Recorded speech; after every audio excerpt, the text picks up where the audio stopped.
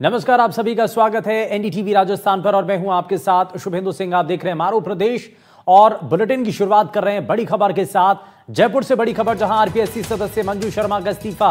मंजू शर्मा ने राज्यपाल को अपना इस्तीफा भेजा है और हाईकोर्ट की टिप्पणी के बाद अब मंजू शर्मा ने इस्तीफा दिया है।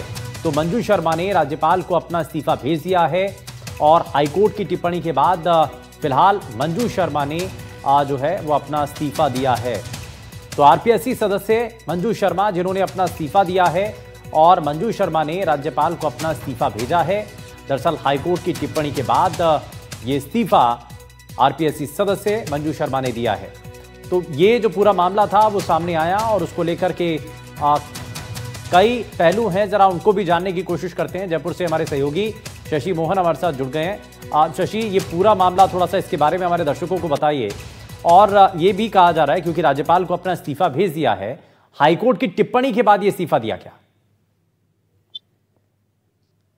दरअसल मंजू शर्मा की नियुक्ति तत्कालीन कांग्रेस सरकार के समय हुई थी, जब अशोक गहलोत सरकार सत्ता में थी। और मंजू शर्मा को जो नियुक्ति दी गई थी वो काफी चर्चा में भी रही थी। मंजू शर्मा का नाता अजमेर से ही है, मूल रूप से वो अजमेर की रहने वाली हैं, हिंदी की व्याख्याता रही हैं और उनको आरपीएससी में काम करते लगभग 5 साल हो चुके हैं। उनका कार्यकाल 6 साल के लिए था।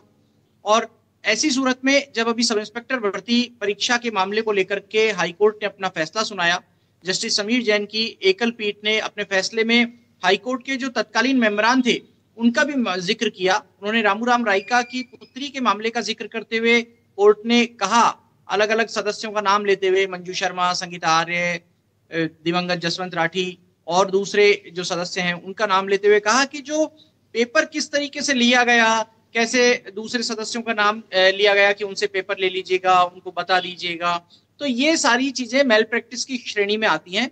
और जब हाईकोर्ट की तरफ से ये टिप्पणी आई, उसके बाद आज मंजू शर्मा ने एक पत्र लिखकर राज्यपाल को अपना इस्तीफा सौंप दिया है।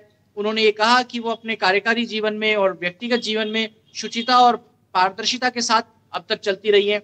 जो हाईकोर्ट की टिप्पणियां हैं उससे उनके खुद के गरिमा पर और संस्थान की गरिमा पर प्रतिकूल असर पड़ सकता है। ऐसे में उन्होंने इस अपनी शुचिता को बनाए रखने के लिए ये इस्तीफा दिया है। दरअसल मंजू शर्मा का जो इस्तीफा है वो राजभवन को भेजा गया है और राजभवन को ही भेजने का कायदा है, क्योंकि राज्यपाल के आदेश से ही इनका अपॉइंटमेंट होता है। हालांकि उन्होंने एक मेल करके आरपीएससी को जरूर इस बात से अवगत कराया है। आरपीएससी सचिव को और चेयरमैन को ये मेल किया गया। उन्होंने कहा कि अपना इस्तीफा राजभवन भेज दिया है उन्होंने।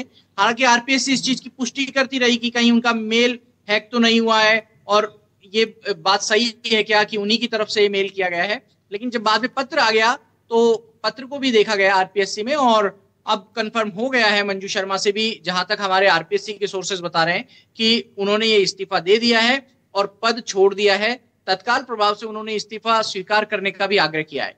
अब सवाल ये कि क्या जो दूसरे मेंबरान हैं वो अपने काम को देखते हुए या हाईकोर्ट की इस टिप्पणी को देखते हुए क्या वो भी ऐसा कोई कदम उठा सकते हैं? बिल्कुल, क्या मोरल प्रेशर बाकी जो मेंबर्स हैं उनके ऊपर भी बनेगा? ये मोरल प्रेशर की बात है।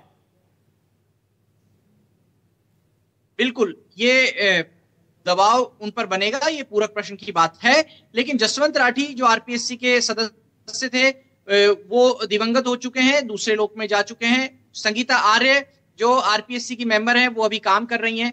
पूर्व मुख्य सचिव रहे निरंजन आर्य की पत्नी हैं और कांग्रेस के टिकट पर एक चुनाव भी लड़ चुकी हैं सोजत सीट से, वो अभी सदस्य हैं। साथ में बाबूलाल कटारा की देखिए आप, बाबूलाल कटारा को एक बार गिरफ्तार किया जा चुका है पूछताछ के लिए, रामूराम राइका को एक बार गिरफ्तार किया जा चुका है पूछताछ के लिए। तो अन्य सदस्यों की स्थितियां बड़ी अजीबोगरीब है।